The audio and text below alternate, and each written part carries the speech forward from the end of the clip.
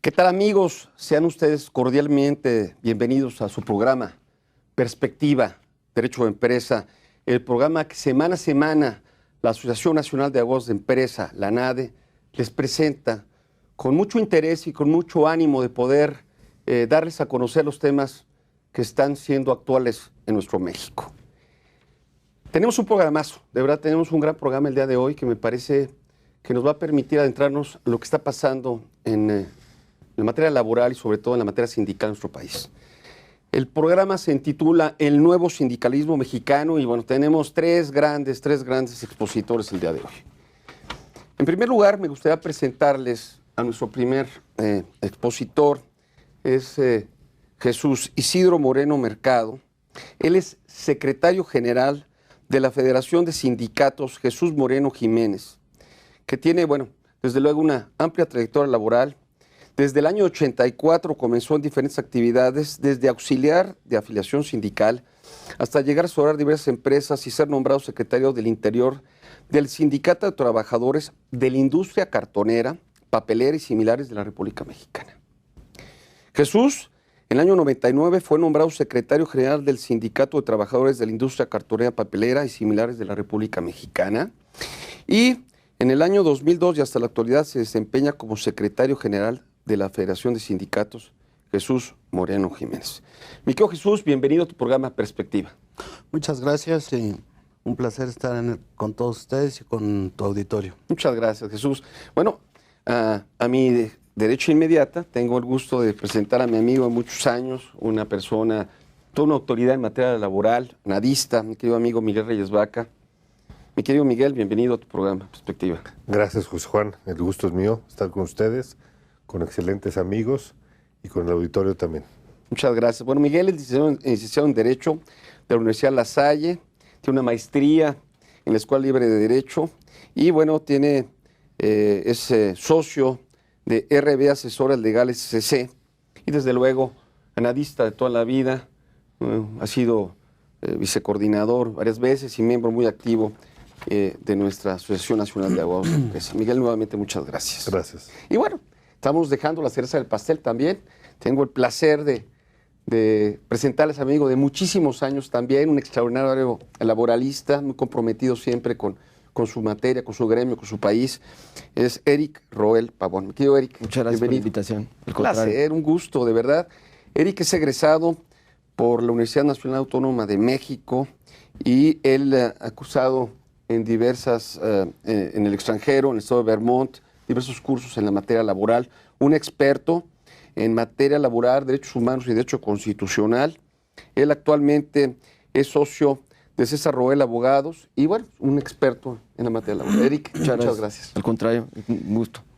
Bueno, pues, ¿qué les parece si empezamos a ir decantando este programa, ir tratando de empezar por el principio, vaya la redundancia, como diría mi abuelita? Mi querido Jesús, ¿por qué nos platicas un poquito de cómo ha sido la trayectoria, cómo ha sido la transformación del sindicalismo en México? Los antecedentes un poquito. Bueno, pues los antecedentes de esto vienen prácticamente desde el inicio de la civilización, cuando la sociedad, para cazar, para poder subsistir en aquellos años, pues había que organizarse en grupos para poder cazar, para poder migrar, para poder salvar muchos peligros, y hasta el día de hoy pues hay muchas formas de asociarse y de que haya grupos organizados, de que haya liderazgos, como es hoy el clero con el Papa, nuestra república con un presidente de la república, el sindicato, los empresarios, los banqueros, a través de sus cámaras, de sus confederaciones, se ha venido dando esta organización, y asimismo los trabajadores, pues de alguna manera ha venido surgiendo esta organización a través de los sindicatos, también de muchos años. Por ejemplo, pues la central ahorita más antigua, bueno, pues viene siendo la CTM, que cumplió sus 80 años, y las demás por ahí deben de andar entre los 60, 70 años, como la COR, la CGT, muchas centrales obreras que pues tienen toda la vida de existir, que han tenido en su momento pues liderazgos fuertes, buenos, pero que al paso de los años pues van cambiando generacionalmente de representación, de líderes, de momentos de oportunidad que algunos han tenido, ¿no? Y dime una cosa, Jesús, el sindicalismo se da, bueno, de nuestra revolución mexicana, ahora diciéndolo, nuestra tercera transformación. Y esta revolución mexicana, que es la primera en este siglo pasado, tuvo desde luego una connotación social. ¿Es de ahí donde empieza esta parte sindical? Bueno, sí hubo una connotación sindical muy fuerte. Yo creo que hubo una efervescencia y hubo un reacomodo por ahí de los años 70, 80, que fue cuando se dio un activismo sindical bastante fuerte en toda la República, en todos los niveles, donde salieron nuevos liderazgos. Cuando nace, por ejemplo, la CTC en 1975, cuando muere don Blas Chumacero en los 80s, cuando van saliendo todos los líderes, que el mismo don Fidel, que acababa de fallecer. Entonces ahí viene un cambio, viene una transformación, viene un relax, porque había liderazgos muy marcados, liderazgos muy fuertes, que tenían mucha representación y que en verdad eran liderazgos. Hoy no tenemos esos liderazgos tan fuertes como existían anteriormente, ¿no? Claro. Y bueno, Eric, esta relación de los sindicatos, empresas, mundo laboral, ¿cómo podemos, en tu concepto, cómo viene ahora? ¿Cómo era y cómo ha cambiado para bien o para mal ahora? Desde mi perspectiva, han pasado algunas cosas. Por favor. En los años 30, había un abuso hacia los trabajadores por parte de los patrones. La ley es un poco anterior y empiezan a evolucionar las cosas y empiezan a realmente generar sindicatos que tengan control sobre los trabajadores, porque hay una necesidad derivado de este abuso que existió. Luego dan los 40, 50, se empiezan un poco a estabilizar las cosas. Y posteriormente, como bien dice Jesús, llegamos a los 70, donde empiezan a cambiar los liderazgos por cuestión generacional, por el momento que estaba viviendo el país. Y ahora estamos en una posición en la que, después de muchos años de que se logró, gracias a los empresarios, gracias a los trabajadores, gracias a los líderes sindicales y gracias a la autoridad en ciertos momentos, el lograr una paz laboral en el país. Se logró esta paz y ha sido muy bien, muy buena para todos. Y me refiero a la gente en general, porque había una tranquilidad. Y a raíz del cambio de gobierno que acabamos de tener, han venido una serie de modificaciones que son relevantes justamente para esta paz. No quiere decir que no va a existir la paz, pero va a haber una forma diferente de ver el sindicalismo como lo tenemos nosotros pensado, o como se venía dando con todos estos años anteriores. Esto se da, Miguel, siguiendo lo que dice Eric, diciendo lo que dice Jesús, se da un poco por presiones internacionales, estos cambios que vienen, se da cambio por un nuevo paradigma en materia laboral. ¿Por qué se está cambiando esto que aparentemente era tersa calma, donde había habido esfuerzos de todos los sectores y como que ahora quiere moverse el avispero? Pues sí, José Juan, de acuerdo con Eric y con Jesús, venía manejándose la situación de tranquilidad sindical en el país. Empiezan los sindicatos por abusos de los patrones. Se logra buscar unos sindicatos que busquen el equilibrio de los factores de la producción para que los trabajadores tuvieran mejores prestaciones, tuvieran mejores formas de trabajo, hasta que se logra buscar el beneficio de ambas partes. Ese sindicalismo se logra y tenemos una paz sindical para buscar el no entorpecer las medidas de producción de las empresas o de las industrias con huelgas o con asuntos gremiales que únicamente quitaban la atención a la producción de la empresa.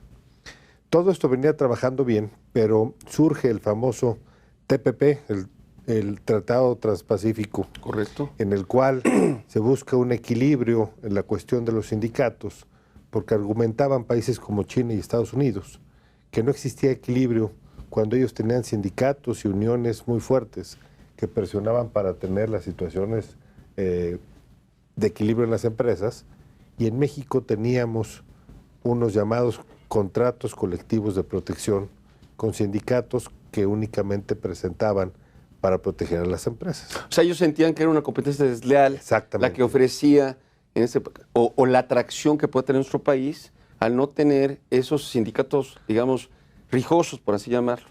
Y ignoran algo, Jesús, ignoran que nosotros tuvimos una guerra que costó más de 1 millón de muertos, una revolución mexicana en la cual se reivindicaron los derechos sindicales, sociales, laborales, derechos agrarios, campesinos y demás, como si eso hubiera sido muy sencillo, ¿eh? Y me parece que, siguiendo esto, que esa percepción de los Estados Unidos o de gobiernos de exigir o reclamar, si entiendo bien, el gobierno mexicano la implementación de esas reglas, pues es una cuestión donde se ignora parte de la historia mexicana. Así es, porque hasta el día de hoy tenemos nosotros, existe todavía una empresa muy significativa para nuestro país en materia laboral o para los sindicalistas, que es Cananea, y también lo que fue Río Blanco. Eso costó muchas muertes y eso costó que se reivindicaran también los derechos de los trabajadores. Actualmente, durante muchos años se hizo una presión y se trabajó fuerte en los liderazgos sindicales pegados con la gente. A partir de 1994, cuando se firma el Tratado de Libre Comercio, llega muchísima industria a nuestro país y empieza a cambiar la forma del sindicalismo. ¿Por qué? Porque venían empresas de todo el mundo, venían empresas americanas, principalmente de Canadá, que buscaban no tener problemas con los sindicatos y buscaban tener contratos de protección, contratos blancos que no ejercieran presión sobre las empresas. Y el gobierno pues auspició también que todo eso se fuera dando para que llegara la inversión a nuestro país. Llega el momento en que tenemos demasiada inversión, a Estados Unidos le empieza a preocupar, a los sindicatos americanos, la AFL-CIO le empieza a preocupar desde aquellos años y vienen entonces ahora actualmente a trabajar fuertemente sobre estos temas. ¿Por qué? Por la pérdida de empleos en Estados Unidos, y entonces ahora sí es cierto o dicen que viene esta reforma. Yo creo que muchos están preocupados, muchos están espantados, pero la verdad es que no tenemos por qué preocuparnos, más bien yo creo que tenemos que ocuparnos de seguir atendiendo a la gente, de seguir trabajando con la gente, de hacer a las empresas productivas, de mantener las fuentes de empleo y que la gente esté bien. O sea, yo creo que el hecho de que venga una reforma laboral, que es una reforma constitucional, no es algo nuevo, sino es más bien adecuar las leyes secundarias o los tratados que se están firmando a la Ley Federal de Trabajo, que es una reforma constitucional. Pero de ahí en fuera, pues sí es cierto que están cambiando procedimientos, que están cambiando, que van a cambiar las demandas individuales, que se van a llevar a tribunales, que ya no se van a llevar en las juntas locales.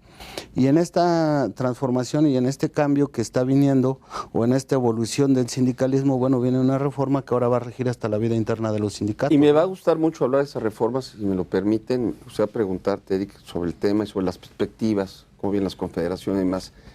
Pero bueno, se terminó el primer bloque y tenemos que ir a una pausa. Por favor, no le cambie. Está usted en Perspectiva, Derecho de Empresa.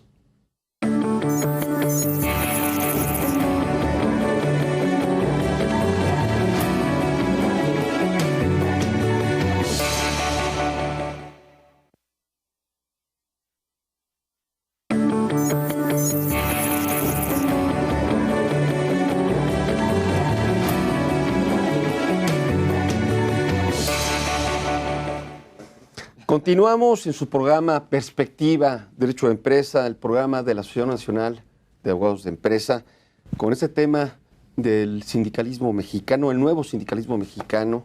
Y bueno, estamos hablando de lo que son los antecedentes, cómo se da el fenómeno sindical, cómo se dio particularmente esto en México, cómo fueron los desarrollos en los 30s, en los 70s. Y bueno, Miguel también tocaba la parte internacional, conjuntamente con Eric. Y bueno, estamos adentrando de lo que ha sido esta transformación. Pero me gustaría preguntarte, Eric, si me lo permites, me gustaría preguntarte ¿Qué es lo que está pasando ahorita en el ambiente sindical? ¿Por qué está esto saliendo en los periódicos todos los días? ¿Qué es lo que está pasando en el ambiente sindical? Lo que está pasando es lo siguiente. Existían normalmente, en años pasados, 3 centrales obreras grandes que controlaban prácticamente los sindicatos en el país. Dentro de otros sindicatos y otras confederaciones importantes, pero normalmente había 3. A raíz de que cambia el gobierno y de que Morena entra a la presidencia, la cuestión sindical empieza a cambiar. Desde mi perspectiva, Morena como partido político no tenía una plataforma sindical importante. Y con esto empiezan a crear una plataforma diferente. Y se dan, desde mi punto de vista, 2 bloques de líderes que están en esa corriente. El primero es Napoleón Gómez Urrutia, que Napoleón ahora crea su nueva organización internacional, agrupa a otros sindicatos junto con él, y es la primera ala, digamos, de este gobierno. Y por el otro lado está una central que se llama CATEM. La CATEM la dirige Pedro Aces, y es la otra rama que en forma paralela con la primera están viendo el nuevo sindicalismo. Como tú lo has dicho, han salido muchas notas en los periódicos de que quieren terminar con la CTM, de que quieren terminar con la CROC, de que quiere haber mucho movimiento en relación con las cosas. Yo creo que va a venir una época muy interesante, porque muchos sindicatos no van a permitir que simplemente se desaparezcan, y va a venir una lucha con la gente, porque tenemos de la mano de esto la modificación de la Ley Federal del Trabajo que está en el Congreso, tenemos la firma del Convenio 98, que también va de la mano con el tema internacional, como bien decía Miguel, y por la otra parte tenemos toda la cuestión internacional, de tratados internacionales de derechos humanos que también están muy relacionados y que hace unos años no tenían el peso que tienen el día de hoy. Entonces va a ser muy interesante cómo se empiezan el desenlace de esto va a ser muy interesante, y qué va a pasar realmente con los trabajadores. Si van a seguir a centrales nuevas, si se van a quedar con centrales que los han ayudado, porque hay muy buenas centrales que sí han dado servicio y le han dado servicio a la gente. Han atendido bien a los trabajadores, han llevado una relación sindical muy sana y buena. Y hay de todo, como los abogados, igual pasa con los líderes sindicales. Hay muy buenos, hay muy malos, hay gente muy estructurada, hay gente que ayuda a la gente, hay gente que no los ayuda. Bueno, yo quisiera interrumpirte tantito, Eric, ¿Sí? Porque yo creo que no es tanto la central obrera. Yo creo que todas las centrales obreras, confederaciones o federaciones, se componen de sindicatos. Y yo creo que yo no creo que haya un nuevo sindicalismo. Yo creo que es el mismo. ¿Por qué? Porque la confederación que está haciendo Napoleón está conformado por líderes que tienen muchos años de estar participando en el medio laboral. La confederación de Pedro Aces también son líderes, no hay nada nuevo, son líderes que vienen, algunos llegando de la CTM, algunos de otros lados, hay gente que se está acercando. Y yo creo que todo este trabajo, de la perspectiva que tienen ellos, pues más bien ahorita es un reacomodo de lo que va a ocurrir a través de la ley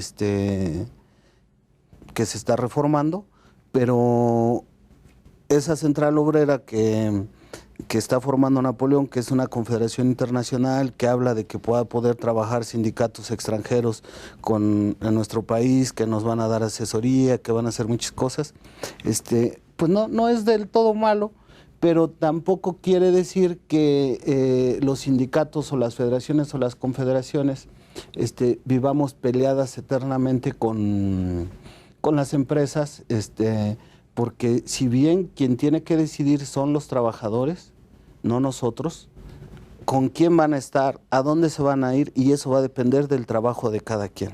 del trabajo de cada organización sindical, del trabajo de cada comité ejecutivo local en las empresas, a través del trabajo de los asesores, a través del trabajo de toda la estructura que debe de tener cada sindicato. No es así como que llegue la central del señor Napoleón o la central del señor Pedro Aces y todos los trabajadores se tengan que ir corriendo con Están ellos. cambiando los líderes, podemos decir que estarán cambiando los líderes, pero no y como bien lo dijiste, están reacomodando. Así y se es. están reacomodando derivado de todo lo que explicó en su momento. Y es cierto lo que comenta Jesús. O sea, efectivamente, las confederaciones están conformadas por sindicatos. Correcto. Y esos sindicatos están conformados por líderes. Y de esos líderes, unos son buenos y otros no son tan buenos. Unos sí tienen control sobre la gente y otros no, ¿no? Yo estoy de acuerdo, totalmente, Jesús. Yo creo que lo interesante aquí es ese reacomodo que comenta Jesús, ¿cómo se va a dar? Y si los líderes que están en determinados sindicatos, ¿a qué confederación se van a apoyar? ¿Y se tiene que mover ahorita? ¿Se van a tener que Yo estar creo que moviendo? sí se van a tener que mover por todo lo que está pasando en el país. ¿Y eso no afecta, Miguel, a la libertad sindical? Mira, no afecta a la libertad sindical, sino tienen que buscar una estructura. Lo que deben de hacer es no perder el objetivo del sindicato. ¿Cuál es el objetivo sindical? El buscar ayudar a los trabajadores que tengan mejores condiciones laborales, que es el primer objetivo. Y dos, el sindicalismo que viene existiendo en nuestro país es también entender al empresario, buscar un equilibrio, porque si pretendemos buscar condiciones o prestaciones que no puedan solventar las empresas, se va a crear un caos. Y no porque existan o no existan estas confederaciones o esté cambiando de líderes la cuestión sindical, tenemos que buscar un objetivo común, que es cómo equilibrar que los trabajadores cuenten con buenas prestaciones, con mejoras salariales y cómo la empresa puede sobrevivir con esa circunstancia. Entonces, si nosotros politizamos eso o manejamos cuestiones políticas, vamos a regresar a las épocas que existían hace 20, 30 años, que era de tentar contratos colectivos, manejar grupos de choque, manejar cuestiones que puedan atentar a la seguridad de los empleados, y regresaríamos a lo mejor a la época de los grupos de choque, ¿no? Que es lo que se busca y tratamos de evitar para buscar la mejor productividad de las empresas. De acuerdo. ¿Eso puede pasar? Pues Yo puede creo que el trabajo de la productividad se ha venido haciendo con las empresas y no solo con las empresas, con los compañeros, porque con ellos se platica y ellos entienden, esto es como una familia, para dar tenemos que, si no damos no podemos exigir. Entonces, esto es una familia que se conforma de empresas, sindicato y trabajadores, por varias razones. ¿Por qué? Porque si la empresa es improductiva, no tenemos como subsidios de prestación. Nosotros como sindicato somos un punto de equilibrio, tanto para la empresa como para los compañeros. Exacto. Por el otro lado, la libertad sindical es algo que tienen derecho los trabajadores y que a través del convenio de libertad sindical, que siempre ha estado, pero que nunca se había firmado ni se había ratificado, y del convenio 98 ahora, la libertad sindical no es más que el pertenecer por voluntad propia o dejar de pertenecer por voluntad propia, o dejar de pertenecer si pertenecía a alguno en el momento que lo decida. Eso es la libertad sindical, y que eso va a conllevar que haya una competencia de trabajo entre los sindicatos que nunca lo han hecho. Hay sindicatos que vamos a tener que entrar y hemos entrado al ámbito familiar a través de seminarios para esposas, para hijos.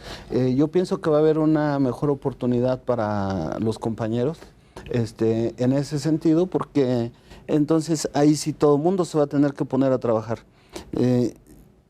Yo te pongo de ejemplo que nosotros hemos venido demandando contratos, titularidades, y hemos venido ganando los recuentos y las votaciones a muchos sindicatos, a muchos de diferentes centrales.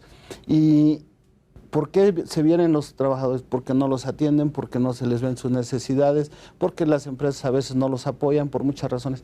Esto va a generar esa competencia entre sindicatos, pero va a tener también una oportunidad para los trabajadores, porque van a tener una mejor opción de elegir, van a tener una mejor opción para poder estar representados, y esperemos que así sea, ¿no? Entonces, esa paz, esa tranquilidad, ese crecimiento, esa productividad, que se dio, derivado de mucha sangre, derivado de muchos años, por muchos años, cambia. Puede cambiar para bien. Aquí, como Pero dices, puede no hay que cambiar para mal. preocuparse, ¿eh? Hay que ocuparse. Así es. ¿De acuerdo? Yo pienso una cosa, y tienes toda la razón. El problema que tenemos ahora es que tenemos que intentar o hacer todo lo que podamos, tanto patrones como abogados, como sindicatos y como trabajadores, de mantener esa paz. La paz es muy difícil mantenerla bien. Y estamos viendo el ejemplo de lo que tenemos en Matamoros. Tenemos 1000 gentes que están despedidas, por como sean, por paros ilegales, por paros legales, pero hay 1000 gentes en la calle. Y derivado de eso, pueden pasarse cosas que no le convienen al país. Y que no pasaban. Y que no pasaban, exactamente. Y lamentablemente, a raíz de cómo se han dado las cosas, si no tenemos cuidado realmente en unificar la relación con los trabajadores, y eso no va en contra de que los sindicatos realmente atiendan mejor a los trabajadores, de que existe una competencia real y una competencia sana.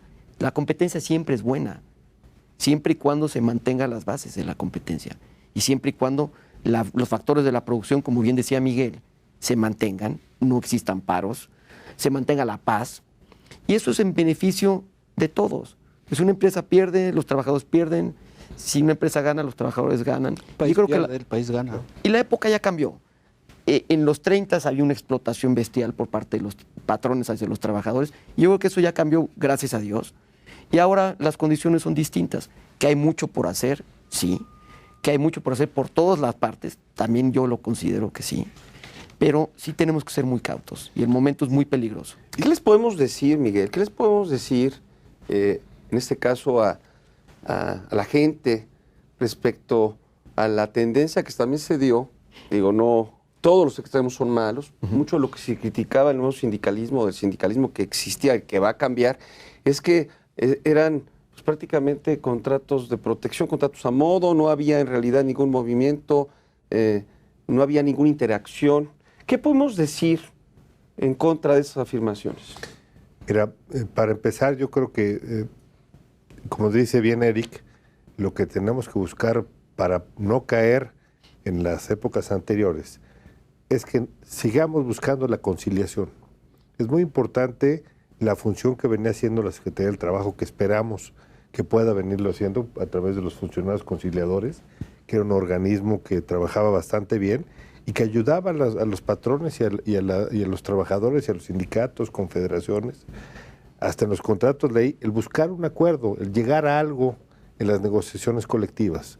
Muchas veces, por la cuestión tan ríspida que existe entre patrón y trabajador, un tercero nos ayuda mucho a llegar como mediador. Y esa función la venía haciendo muy bien la Secretaría del Trabajo. ¿Por qué hablas del pasado? Porque ahorita no se vio esa negociación y no se tuvo en las huelgas que se estallaron, que teníamos dos regímenes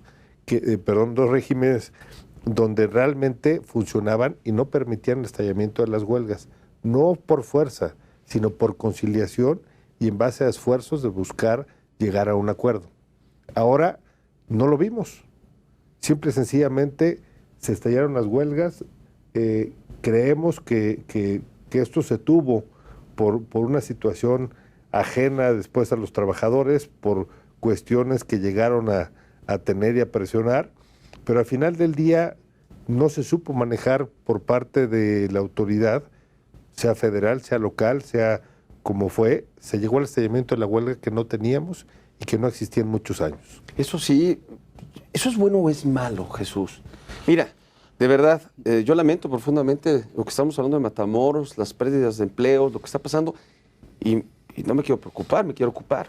Sí, suena fuerte. Yo creo que aquí también hubo una falta de comunicación, o hubo una mala comunicación, porque realmente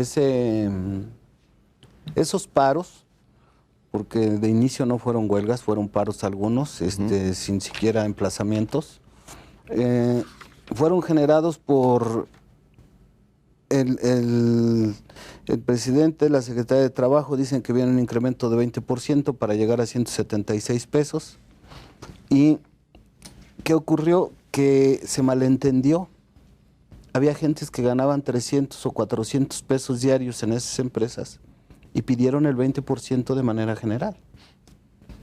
¿Por qué? Auspiciados por factores externos, por personas de otros lados que están interviniendo demasiado, que anteriormente, bueno, sé que participan inclusive en proyectos de la Ley Federal de Trabajo, en todo esto, pero no son líderes, ellos son personas que piensan que es lo correcto o que es lo correcto, pero realmente no conocen ni siquiera cómo funciona un sindicato. Algunos se han dedicado a asesorar sindicatos, son asesores de sindicatos, o son personas que trabajaron en ONGs, en organizaciones no gubernamentales, en la frontera, en otros lados, y que de alguna manera su ideal de ellos creo que ha sido hasta cierto punto acertado en algunas cosas y equivocado en otro, porque esto siente un mal precedente, no por las huelgas, porque yo creo que huelgas no es que debieran de estar prohibidas o que no se debieran de llevar a cabo, sino que yo creo que debería de existir un criterio entre la autoridad, los trabajadores, para que decidan si se pueden ir a huelga. Sobre todo que a nadie le va bien, no le va bien a la empresa, no le va bien al trabajador y tampoco les va bien a los líderes. Siempre he dicho que si le va mal a la empresa, le va mal al trabajador. Si le va bien a la empresa, le tiene que ir bien al trabajador. Por lo tanto, tiene que ser ganar, ganar. Y me gustaría preguntarte, Eric, ¿qué debe de hacer? Bueno, es una realidad. Vayamos por partes, para que el público nos vaya siguiendo. Vayamos por partes y digamos, bueno, que esto ya cambió. Que la parte sindical en México ya cambió. Así es. Y que lo que estamos viendo en Matamoros va a seguir replicándose. Esperemos que no. Perdón. Esperemos que no. No, esperemos que no. ¿Qué debemos hacer nosotros como abogados, como gentes preocupadas, viendo la empresa no como aquel ser del mal, sino como el generador de empleos, como generador de familias? ¿Qué debemos de sugerir a las empresas que empiecen poco a poco a implementar? Yo creo que antes de contestarte esto, a mí me gustaría un poquito ir atrás de lo que decía Jesús. Por favor. Porque yo coincido con lo que dice él. Y aquí hay un punto que es muy importante en relación a lo que pasó en Matamoros. Muchos de los contratos colectivos estaban ligados en prestaciones a los salarios mínimos. Entonces, el momento que aumentan el salario de la forma que hicieron, no nada más el problema es el incremento real, Caso del bono, sino que se incrementa el valor del contrato colectivo. Y eso genera pues, que la empresa no tenga la posibilidad de poder pagar en términos reales y equitativos a los trabajadores, porque el incremento no es del 20, el incremento es mucho más grande por todo lo que repercute este incremento en el contrato colectivo. Ahora, partiendo de esa base, yo creo que es una época de retos y es una época muy interesante. Primero, los sindicatos van a tener que tener el reto de arropar a la gente, ayudarla, guiarla bien. Los empresarios van a tener el reto de seguir una línea de conducta de ayuda mutua con los sindicatos, de atender a la gente. Porque en esto ha pasado que no todos los empresarios son buenos y tampoco todos son malos, pero ha habido también empresarios que mal atienden a los trabajadores. Y derivado de esas malas atenciones, los trabajadores tienen que acudir con alguien para que los ayude. Y muchas de las veces acuden a los sindicatos. Si existiera la posibilidad de que los empresarios, junto con los sindicatos, con sus departamentos de recursos humanos o con la gente que corresponda, pueden buscar la forma de ayuda para realmente que los trabajadores estén contentos y que los incrementos sean justos. Yo no voy en contra de que se incrementen los salarios. Yo creo que los salarios se tienen que incrementar y es un requerimiento, es una necesidad. Nada más que hay que tener mucho cuidado de cómo se incrementan y de que sea justo para que puedan continuar las empresas, para que como país seamos competitivos. Y derivado de que seamos competitivos, los sindicatos van a subsistir, las empresas van a subsistir, los trabajadores van a estar contentos. Yo tampoco estoy en contra de las huelgas. Las huelgas es la última medida de coerción por parte de los trabajadores para que el patrón reaccione. Pero cuando las huelgas son guiadas, cuando las huelgas no tienen un fin real, sino que el fin es la desestabilización tanto de la empresa como del país, entonces las condiciones cambian. Yo creo que aquí lo interesante es, tenemos que realmente ayudar al país y hacer lo necesario, todos los participantes en esto, de que así se haga. Y ese es el reto, eso es lo interesante y es lo que yo creo que tenemos que fijarnos. Ahora, en el camino van a pasar muchas cosas, como en todas las cosas que cambian. Primero, hay altos, hay bajos, pero esperemos que la media lleguemos a una cuestión que sea conveniente para todos. Puede ser que no. Puede ser que lleguemos a un grado donde se empiece a replicar lo que está pasando en Matamoros, que gente de otros estados empiecen a determinar si subiera un X incremento allá, ¿por qué va a ser menos con nosotros? Bueno, ya está pasando con algunas de las universidades. Ya estamos viendo aquí lo que está en huelga, la UAM, y piden exactamente lo mismo que pedían la gente de la frontera.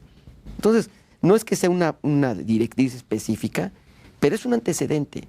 Y yo creo que es un antecedente no muy bueno. Y no porque no se les deba dar el incremento, sino por lo que puede generar en el país. Entonces, yo creo que va a ser una época delicada. Es una época donde tenemos que estar muy listos, tenemos que estar muy activos. Me llama mucho la atención lo que está pasando, la verdad. Pero también creo que aquí la parte de conciliación, como bien lo decías tú, Miguel, es la clave. Conciliar. Y aquí la conciliación me parece que no ha sido exitosa, desde luego. Y me gustaría tocar ese tema, pero tenemos que ir a una pausa, lamentablemente. Está usted en Perspectiva, Derecho a Empresa. No le cambie.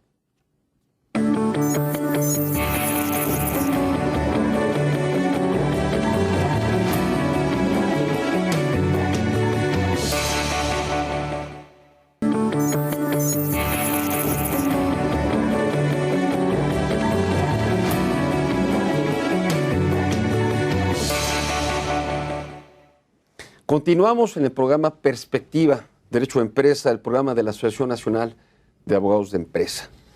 Bueno, estamos viendo la realidad hoy por hoy de lo que es el nuevo sindicalismo en México. Estamos viendo lo que está pasando en la UAM, estamos viendo lo que pasó y está pasando en Matamoros, lo que va a venir. Es el comienzo de un nuevo paradigma. Y dentro de todo lo que vimos, cómo funcionaba armónicamente las piezas sindicales en todo este desarrollo y cómo está ahorita dándose conceptos distintos, con nuevos líderes, con nuevas visiones.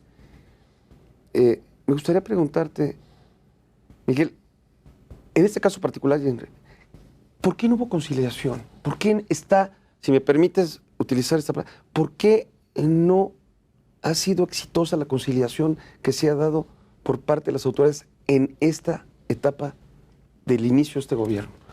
Bueno, José Juan, fíjate que a ciencia cierta no sabemos qué fue lo que pasó, pero sí te puedo dar un análisis de lo que pudimos observar que no pasó. Okay. ¿Qué es lo que te quiero decir con esto? Cuando viene esta problemática, y como bien lo decía Jesús, unas fueron paros de empresa y en otros fueron emplazamientos a huelga, donde sí se estallaron una huelga. Yo creo que lo que no existió fue una buena sinergia entre el gobierno federal y el gobierno del estado de Tamaulipas. Porque lo que veníamos viendo es que fuera materia federal o materia local, la Secretaría del Estado o la Secretaría del Trabajo y Previsión Social de manera federal intervenían en la cuestión de la conciliación. Estos cuerpos de órganos conciliadores intervienen para mediar las diferencias del patrón y, como bien decía Eric, hay empresas donde dice, oye, es un aumento del salario mínimo, pero no del contrato colectivo y de las demás prestaciones. Eso a lo mejor el sindicato o el trabajador no lo pueden aterrizar de alguna forma y piensan que el patrón está tratando de abusar. El cuerpo de funcionarios conciliadores, tanto local como federal, intervienen para hacer ver a los trabajadores o a la empresa el por qué es ese o por qué esa tendencia es diferente. Buscar hacerlos entender que es algo que están interpretando de mala forma. Desde mi punto particular de vista, es que no hubo la comunicación de que si intervenía la Secretaría del Trabajo en materia federal o intervenía el Estado el gobierno del Estado de Tamaulipas, y esa falta de comunicación es lo que no ayudó para buscar la intervención del Estado, tanto local o federal, para buscar que esas huelgas no se dieran, o para buscar que esto se solucionara más rápido de lo que tardó. Bueno, y que sigue tardándose, ¿no? Entonces, yo lo que aconsejaría y lo que propondría a las autoridades es el seguir buscando esa conciliación, el buscar acercarse de manera directa cuando existe un conflicto sindical, sean federaciones, confederaciones, sindicatos, y busquen el objetivo real del emplazamiento. si se puede dar. Hay empresas que pueden dar el 20% y hay empresas que no pueden dar el 20%. Hay empresas que pueden dar más prestaciones o hay empresas que están muy apretadas y que no pueden dar mayores prestaciones. Y esa es la cuestión importante de los sindicatos. Esa es la cuestión importante de la autoridad y de los abogados. Que se pueda lograr un entendimiento para que se logren las conciliaciones y las negociaciones de los contratos colectivos de trabajo. Entonces, si puedo entender algo, aquí falló la conciliación, desde luego. Sí, falló en todos lados. Creo que a nadie le benefició esto, desde luego. Yo escucho de repente pues demandas de un incremento del 20%, cosas que a veces son, pues desde luego, fuera de toda lógica, que bueno, si se interpreta y se ve que eran salarios muy golpeados o salarios que no estaban realmente teniendo una cantidad correcta, pues de alguna manera puede pensarse que eran peticiones que no eran tan locas o tan descabelladas.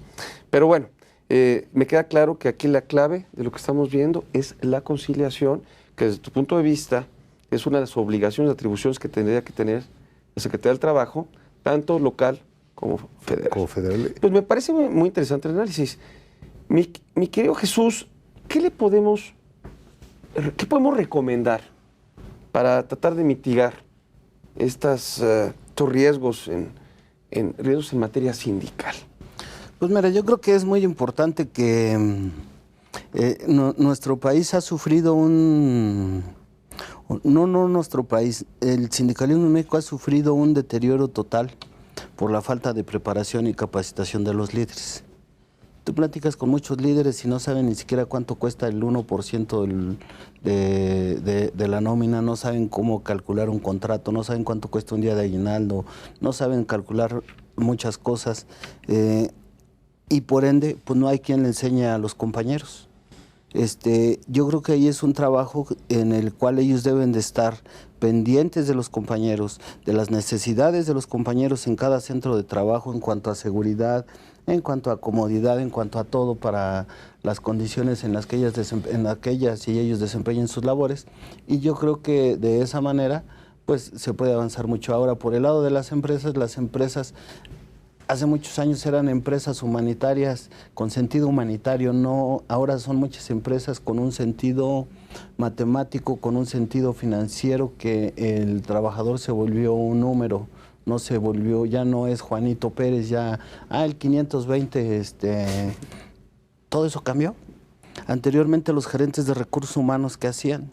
Estaban dentro de la planta, estaban dentro de las empresas, saludaban a la gente, entraban al piso, veían qué les hacía falta, si tenían uniformes, por qué faltaron, si necesitaban un día, si tenían un enfermo. Pasaban muchas cosas, que es lo que hacemos nosotros.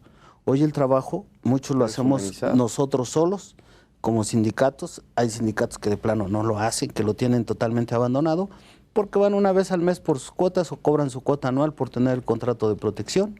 Y las empresas pues están muy cómodas desde ese confort en el que se encuentran muchas de ellas. Hay algunas que sí tienen mucho trabajo, pero hay otras que no tienen ese trabajo y que se han deshumanizado y que esto está generando pues que tengan conflictos. Yo creo que las empresas y los sindicatos que trabajemos en ese sentido de estar proclives a la gente, proclives a la producción, a la flexibilidad y a que la gente esté bien y pueda ganar más, obtener más a cambio de que la empresa le vaya bien. Yo creo que esa es la mejor fórmula. No, yo no veo ninguna otra fórmula, ni hay nada nuevo, ni hay nada mágico en esto. Es un matrimonio donde tiene que haber muchísima comunicación, ¿no, Eric? Así es. Y yo coincido con lo que dice Jesús. Yo creo que los excesos son malos de cualquier lado. Y yo creo que si el patrón trata mal a los trabajadores, pues la consecuencia es que los trabajadores hagan otro tipo de cosas en contra del patrón. Y pasa exactamente lo mismo al contrario. Entonces yo creo que desde mi punto de vista, lo que yo recomendaría a las empresas serían varias cosas. Primero, que hagan un análisis realmente de los contratos que tienen celebrados, si son contratos activos, si no son contratos activos. Uno. Dos, que se haga un análisis con la gente de recursos humanos, qué tan bien o qué tan mal tratan a la gente, qué tantas necesidades tiene la gente, qué tanto se pueden cumplir esas necesidades o ayudar a los trabajadores y de la mano al sindicato para que la información fluya, que los trabajadores estén contentos, que se les pueda ayudar en la medida que se pueda, y lograr un equilibrio con el sindicato para que los trabajadores estén contentos con la empresa, estén contentos con el sindicato, y en la medida que estén contentas las partes, va a haber más productividad, la gente va a trabajar mejor, le van a pagar mejor, los incrementos se pueden medir, todo funciona de otra forma. El problema es que si pensamos que es una lucha permanente entre los trabajadores y la empresa y no nos damos cuenta que lo que estamos buscando es que la unidad genere más dinero para todos, para los trabajadores. Por dar. Estamos mal. Lo que me queda claro dentro de... perdón, esos especialistas son ustedes, yo soy un humilde conductor del programa, pero yo creo que la parte de lo que son recursos humanos es donde las empresas más deben de invertir. Fíjate que eso cambió muchísimo, muchísimo por la llegada de tantas empresas. Anteriormente existía... Eso era bueno, ¿no? Digo, que lleguen, ¿no? Existía, Que lleguen todas. sí, pero cambió muchísimo a raíz de la llegada porque se creó un clima de confort. Hubo una oferta muy grande de trabajo para muchos mexicanos en todos los niveles, desde el más bajo hasta el más alto. Pero ¿a qué voy?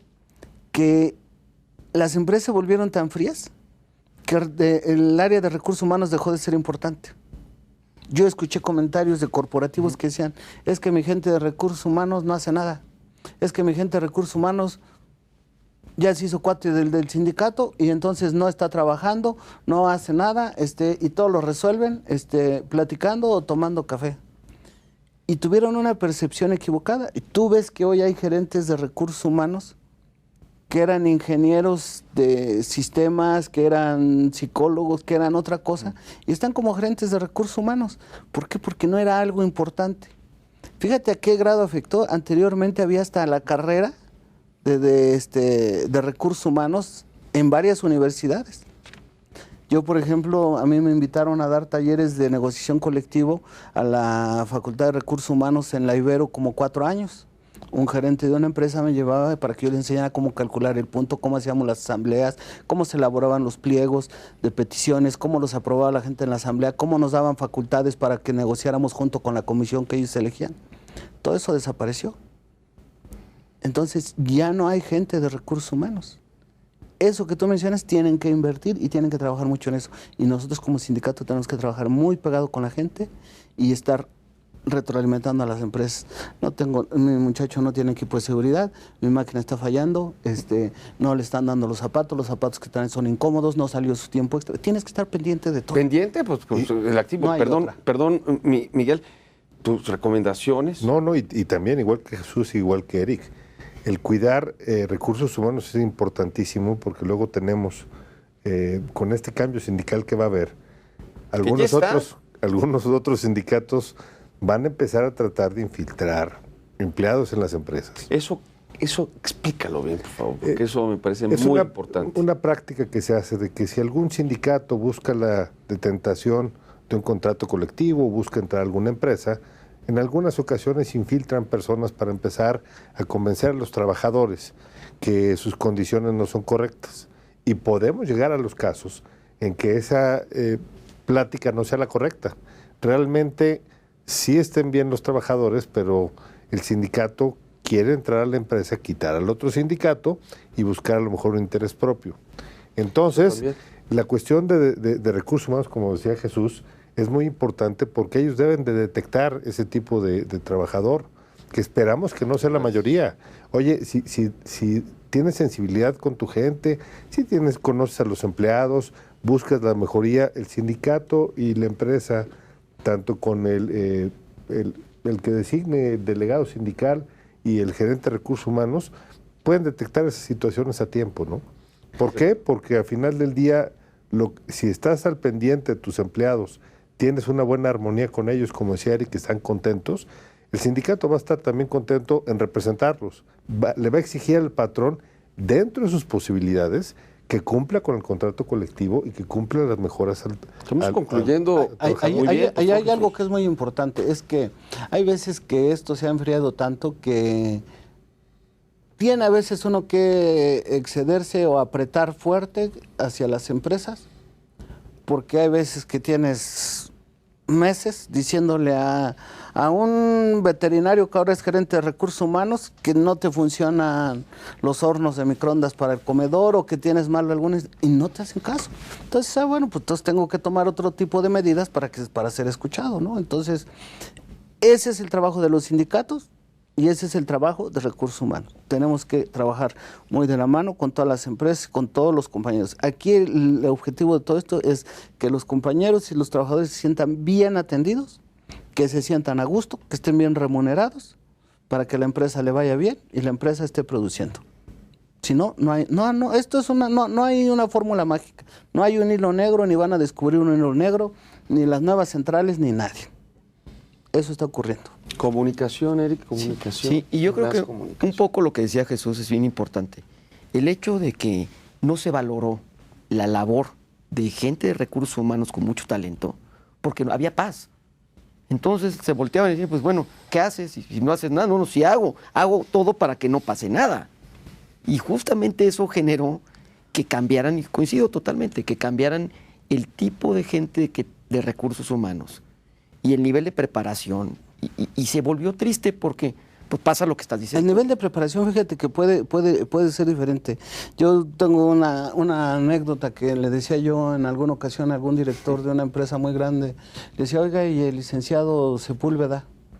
Y me dijo, ya no está con nosotros. Y le dije, ¿por qué? Me dijo, pues mira, tenía 58 años, le adelantamos su retiro, ganaba mucho dinero, no hablaba muy bien el inglés, no usaba muy bien la computadora, le costaba trabajo viajar. Me ahorré una parte de su sueldo, contraté 3 muchachos con maestría que me hablan 1 o 2 idiomas y van a donde yo los mando y hacen todo. Dije, pero no tienen la misma experiencia, no, pero los voy desarrollando.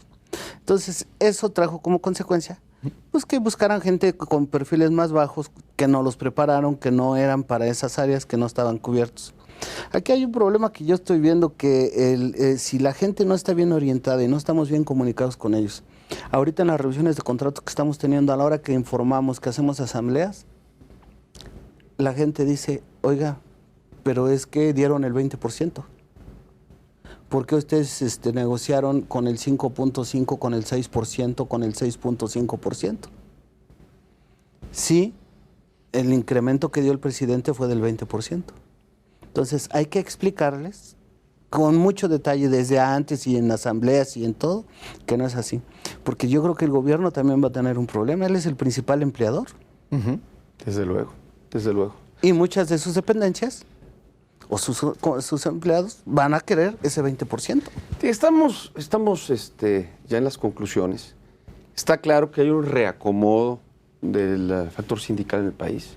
Así es. Está claro que las recomendaciones muy puntuales que han hecho para las empresas y para los trabajadores son muy importantes. Tener un agente de recursos humanos que tenga la sensibilidad de hacer, en su caso, reclutamiento apropiado, con los perfiles apropiados. Tener un agente de recursos humanos que sepa humanizar, en este caso, la relación de trabajo. Tener las medidas, tanto preventivas, específicas, para estar claros en nuestro nuevo paradigma. Y yo creo que el factor de este gobierno, desde mi punto de vista, que está empezando, vamos a dar el beneficio, por supuesto, de la duda, queremos que le vaya bien, es tratar de que intervenga en un nivel de conciliación para tratar de reunir esta armonía entre el sector productivo, entre los trabajadores y los patrones. En fin, creo que ha sido un programa muy interesante. Jesús, quiero agradecerte de verdad, a nombre de la NADE, a nombre de Perspectiva y del canal judicial, tu presencia en este programa. Muchas gracias por venir. Con mucho gusto y gracias a ustedes. Mi querido Miguel, anadista de toda la vida, gran amigo, gran conocedor, líder de opinión. Muchas gracias por estar acompañándonos el día de hoy. Gracias a ti, gracias a Eric, gracias a Jesús. La verdad la pasamos muy bien y ojalá sirvan nuestros comentarios a las empresas, a los sindicatos y a nuestro México. Muchas gracias, Miguel. Mi querido Eric, muchas gracias. Muchas gracias por tu paciencia, muchas gracias por haber sido el de la idea de hacer este programa. Quiero reconocer eso en ti, por tus extraordinarios comentarios y por siempre ser tan activo. No, te agradezco la invitación y les agradezco a todos, porque creo que es un tema de actualidad y creo que las empresas sí tienen que tener cuidado con lo que viene, ¿no? Y si Y en creo algo que- podemos abonar a eso, Y creo que simplemente le estás abonando mucho y creo que aquí la idea es ganar, ganar, que no haya abusos. Si dice fácil, es complicado, pero bueno, esa es la idea y yo le quiero agradecer a usted su atención y quiero nuevamente reconocer que nos ve semana a semana y espero que los temas que estemos tratando les parezcan apropiados e interesantes. Esta es Perspectiva, Derecho de Empresa. Muchas gracias.